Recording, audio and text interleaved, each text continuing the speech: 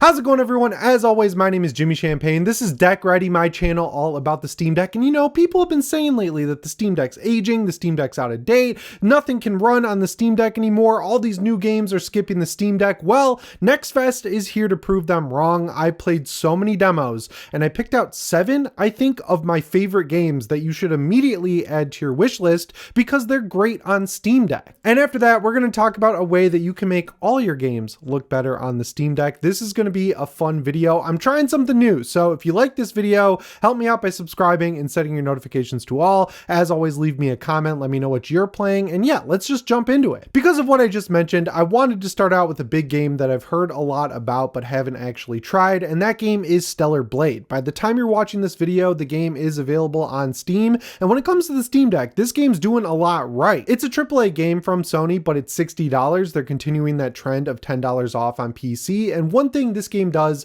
right out of the gate that really gets me excited is it has a Steam Deck graphics preset. Now, it's a very low preset. It's using a really cranked FSR preset of like performance mode. It's basically low and very low settings, and that gets you a perfectly locked 40 FPS while you're playing. If you're okay bumping it down to 30 FPS, I'm sure you could increase the graphics settings, but because this is a demo, I just wanted to try it at face value and see how it worked out of the box, and it works great. I love Souls-likes, I love hack and slashes, but if this was a Souls-like, I would just prefer Lies of P. I think that's a really good game, especially on the Steam Deck, but this is much more akin to something like Devil May Cry. It still has the right click stick lock on, it still has the X and Y combat and everything, but it's less of a Souls-like and more of an action hack and slash. You're not going to die in one hit or anything like that. The weirdest thing about this game to me, other than the gooner aspects, of course, because, you know, I'd feel weird playing this in front of my wife or my parents, I'm just going to be real with you guys, is the fact that it just throws you into the world with zero context. Like, you're crash landing on this planet, there's weird mutant monsters running around, it's like contemporary but also futuristic.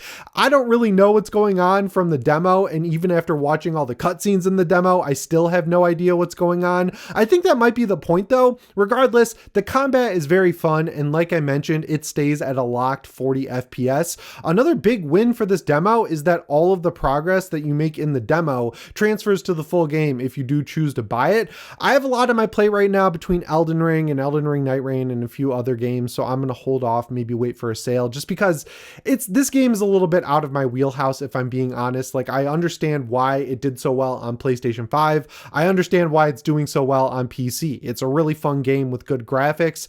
If it was me and I bought it, I would try to figure out how to increase the graphics and run it at 30 FPS, because there's a lot of like blocky textures. There's a lot of like screen door effects thanks to the FSR. I've seen some articles saying that you want high FPS, but if that's the cost, I don't think it's really worth it to play it at these low graphic settings. But overall, I think the game's pretty fun. I went in with no expectations, so I can't really say they were met, but if I had expectations, they probably would have been exceeded. I feel like this game really just showed off a little bit of what it has to offer in the tutorial, which is the demo. I think it's definitely worth at least checking out the demo. The second game I want to talk about is called Holstin, and I have had it on my wish list for years. Every time there's a new Next Fest and the demos are all available, that is the first game I check. I follow the developer on Twitter, and I was so excited to see that there's a demo, and there's a lot of content in it. I kept expecting it to end. There were multiple points where it could have easily ended and sold me on the game, but it just kept going. So this game's demo is worth trying, but I don't know how much of the game it is. It feels like a lot. The easiest way to describe this game, I guess, is a little reductive, but it's like Eastern European Resident Evil, and the thing that really sets it apart is its combat, which is cool because there's a lot of these games coming out. Like in the past year, there's Hollow Body, there's Crow Country. I mean, I could just rattle off a list of Resident Evil early game inspired games, and they're all kind of blending together now because they all do little things to stand apart, but nothing too revolutionary. But there's a few things that really help this game stand out. So the perspective is classic Resident Evil. It's like a mix of top-down and fixed camera angles, but you can actually rotate the camera pretty much whenever you want with the bumpers, and it's very quick and seamless. It also runs great on the Steam Deck. I locked it at 40 and had zero issues with it. But the other amazing twist that really sold me on this game from the start is the combat. The gun combat is excellent in this game because even though it's top down, when you hold the left trigger to aim your gun, it goes to the Resident Evil 4 over the shoulder style shooting,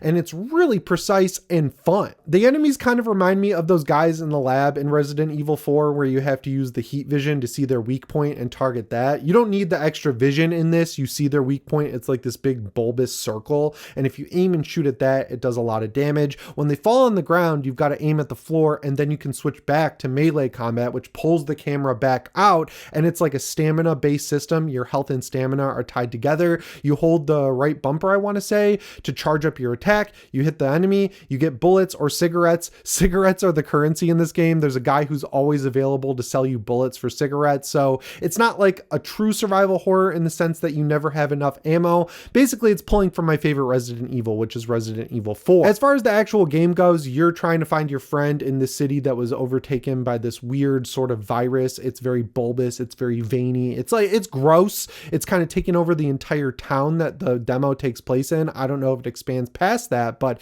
the town is fully explorable and you just kind of walk around, talk to people, but it has a full quest and objective system and a map and everything.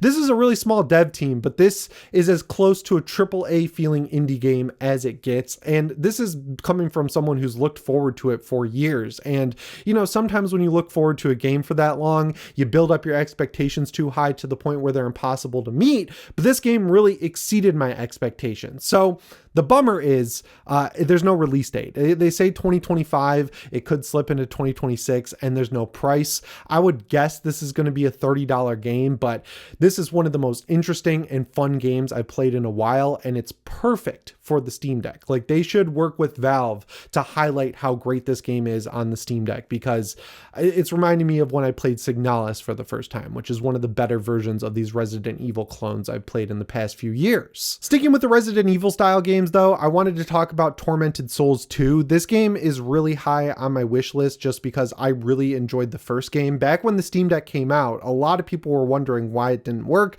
Then I got a patch that made it work, and I ran through that game probably in one sitting. It might have been two, but I played it start to finish. A couple of the puzzles are real head scratchers, but as far as the gameplay goes, if you've played the original Resident Evil, Resident Evil 2, Resident Evil 3, you know exactly what's going on here. You're exploring a creepy environment, you're looking for keys, you're looking for items to combine to help you progress. There's guns.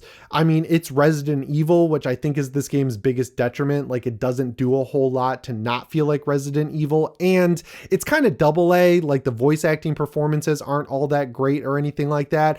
I was kind of disappointed with this demo, if I'm not going to lie, just because for what it's doing graphically, I'd say it's on par with the Resident Evil remake or Resident Evil 0, and it runs terribly. I tried messing with the settings. I tried a bunch of stuff. It was running at like 24 FPS most of the time. I would say it's playable just because, you know, you're running around pre-rendered environments, the combat's slower, you're solving puzzles, but for how this game looks, I think it should be running a lot better, so it needs a little bit more time in the oven. But going from the first one to this is a pretty big jump, because the first one actually started its life as a mobile game and then transitioned to PC and consoles. This one started from the jump as a PC and console game, so it's more refined and fine-tuned than the first game. I just think it needs a little more time in the oven to get that performance up, because that was really a drag when I was playing through the demo. But if they can figure that out, I think this one is definitely one that I'm going to keep on my wish list and pick up day one. This is another 2025 release, no actual window and no actual price. Check out the first game if it looks interesting to you, because it's awesome and it runs great on the Steam Deck, unlike this demo. The next game to highlight is called Omut. I had never heard about this game, but Shuhei Yoshida, who was a big executive at Sony, he tweeted about how this game is a really hard boss rush style horror game, and that is the best way to describe it. It runs really well on Steam Deck. It has full controller support. I locked it at 30. Everything was fine. At first, it seems like a weird little side scroller with like creepy ass J-horror sort of art style elements. And then it turns into a twin stick shooter. You make a pact with a ghost. He gives you a gun. And there's a death counter at the bottom because it's a one-hit kill style game like Titan Souls. I did not beat the first boss. I gave it about 150 tries, and then I started to get the hang of it, but I needed to record this video. I gotta be real, I'm itching to go back to it. The thing that's really carrying this game is 100% the art style, the sound design, the vibe. It is actually very creepy because you're playing as a kid and you're being repeatedly told that you're going to die, and you die, and it explains how horrific that death is. So if that's a little too dark for you, I completely understand. But for me, this is a creepy game. And that's what I've been looking for, because I'm 32. I've seen it all when it comes to horror movies. I don't even blink when I watch Terrifier, when Art the Clown's doing all the Art the Clown stuff. Like, I think it's cool when you see gory stuff and practical effects. So when I get genuinely unnerved by a game, I know it's doing something right. This one's a day one purchase for me as soon as it drops. It's either Q3 2025 or early 2026, but regardless, it shouldn't be too long of a wait because it's looking and running fantastic. So shout out to Shuhei Yoshida for pointing me in the direction of this one. I love that guy's recommendations. You should follow him on Twitter just for his game recommendations. If you could believe it, I've got another horror game to recommend, but I'll break it up real quick with Mina the Hollower. This is coming from Yacht Club Games, the maker of Shovel Knight, which, you know, they've been working on this for a very long time. I played Shovel Knight on the 3DS right when it came out. I was hooked. I beat it in about 2 days. I rebeat it with the DLC campaigns on the Switch. I could not get enough Shovel Knight.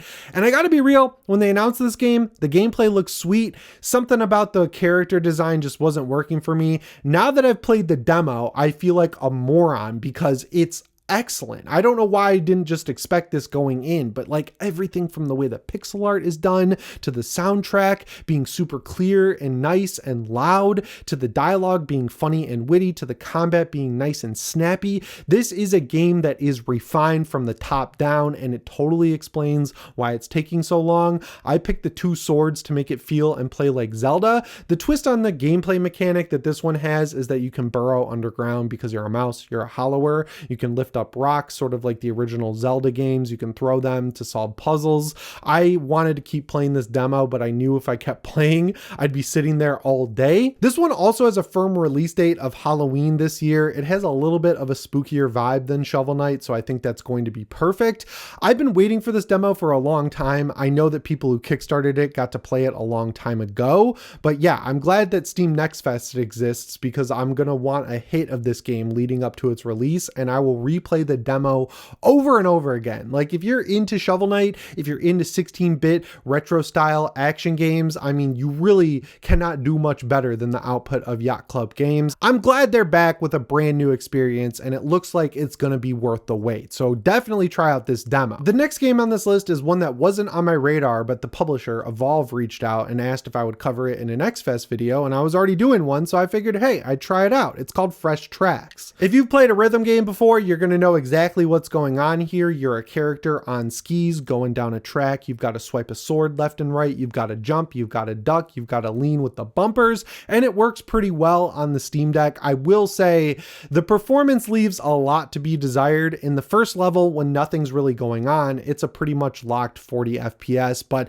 I did a medium difficulty level after the tutorial, and at first it was fine, but then there was a ton of lighting effects going on, and it wasn't too visually demanding or anything, and it was dropping the frame rate down into the 20s, so I think this one needs a little bit more time in the oven because it's a rhythm game. You need 60 FPS in a rhythm game because, you know, it has to line the frames up with the actual sound or you're going to be off. I will say this game gets a gold star for actually having things happen on the beat. I'm a drummer. I used to have a band in high school. We used to do Battle of the Bands where we play old cover songs, so I have a pretty decent sense of rhythm, and I notice in a lot of rhythm games that even if you calibrate it or use good headphones, it's never really perfectly accurate. So this one was accurate, and I want to give it a gold star. Except for that one, every game I've talked about up until this point has been a game that's been on my wish list, so a game I was actively looking forward to. I wanted to pick one out that I had never heard of, and thankfully the top downloaded demo in the Steam Next Fest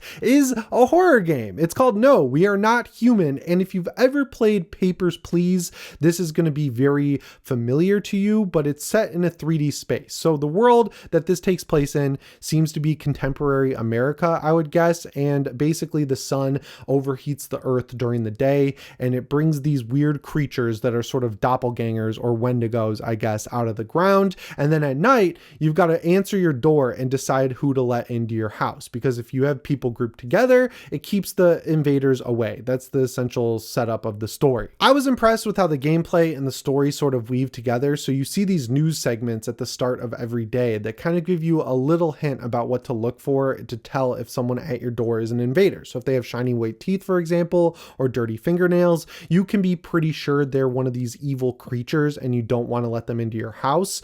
But you have to pay attention because, you know, someone might be closing their lips when they smile, or, you know, they might be hiding their hands. And then you've got to decide whether or not that's suspicious or not. They'll give you their sob stories like, oh, my family's hurt. Oh, I got baked by the sun. You got to determine who is worth letting in your house or not, because you've got to drink beer and go to sleep at the end of this experience. And if you go to sleep with a bad guy in your house, bad things are going to happen. There is one minor gripe I have with this game, and it's the dialogue. Sometimes it's really on point, creepy, and unsettling. And then you see a very modern Twitter style word. It happened multiple times in the demo where it's using contemporary language in this world that isn't really the modern day world that we live in. Like, it feels totally separate from reality. It's got a very stylized art style. So when you see stuff that people are saying on Twitter today, I don't know, it really just took me out of the experience when I was really engrossed in it. So that's not something they're going to change. But if that stuff bothers you, I figured I should give you a little bit of a warning about it. But if it doesn't, I think this game was definitely worth checking out, and I can totally see why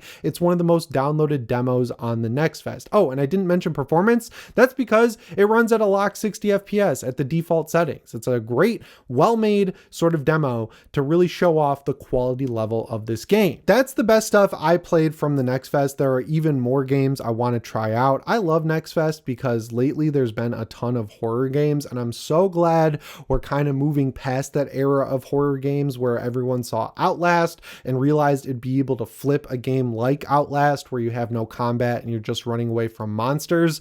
We're seeing combat in survival horror games again. Now the big problem is they aren't really doing a lot to differentiate from each other, but if I had to pick one game to try out on this list, it would 100% be Holstin. That game was a cut above everything else. And as far as AAA games go, I definitely feel like Stellar Blade is worth giving a shot. But the best part about Next Fest is that there's tons of demos available, and I'm sure you played different ones than me, so leave them down in the comments because people will definitely scan looking for new games. But yeah, if you hear someone saying that nothing can run on the Steam Deck, I just gave you a list of 7 great games to look forward to that do run well on the Steam Deck, except for Tormented Souls 2. That one needs a lot of work, but every other game I talked about runs great on the Steam Deck, and Tormented Souls 1 runs great on the Steam Deck. But that brings me to the second news story of this video, which is just me giving you a PSA about a new plugin called Let Me Reshade. If you don't know what reshading is, it's basically tweaking the colors of a game. The most high profile example of this that I can remember is Watch Dogs 1.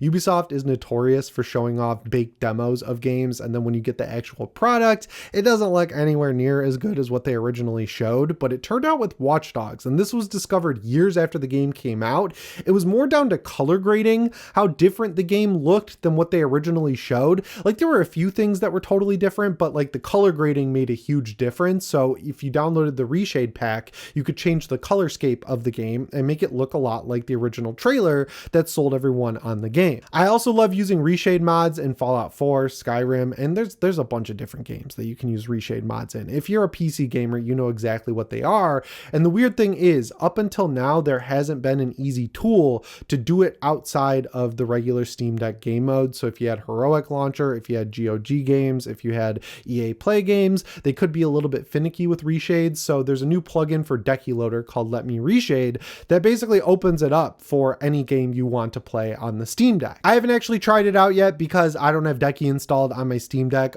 In my video that was called What to Do with a Fresh Deck, I didn't mention Decky, and everyone was like, you forgot Decky. I didn't forget Decky, I just don't use Decky. I use it on my Bazite PC because you basically need it for the performance profiles, and my ROG Ally because you need it for the performance profiles. But on the Steam Deck, it causes more headaches than it's worth for me, and every time I update my Steam Deck, it breaks most of the plugins I use. The main thing I used it for was recording my screen, and now that's built into SteamOS. TOS, so I don't really need it, but I know a lot of people do use Decky and they're looking for reshade tools and quick and dirty things like this, so I figured I'd give you a little PSA to round out this video. So yeah, that about wraps up the video. The last thing I want to say is thank you. The channel has never been doing better than it is right now, and that's all thanks to you.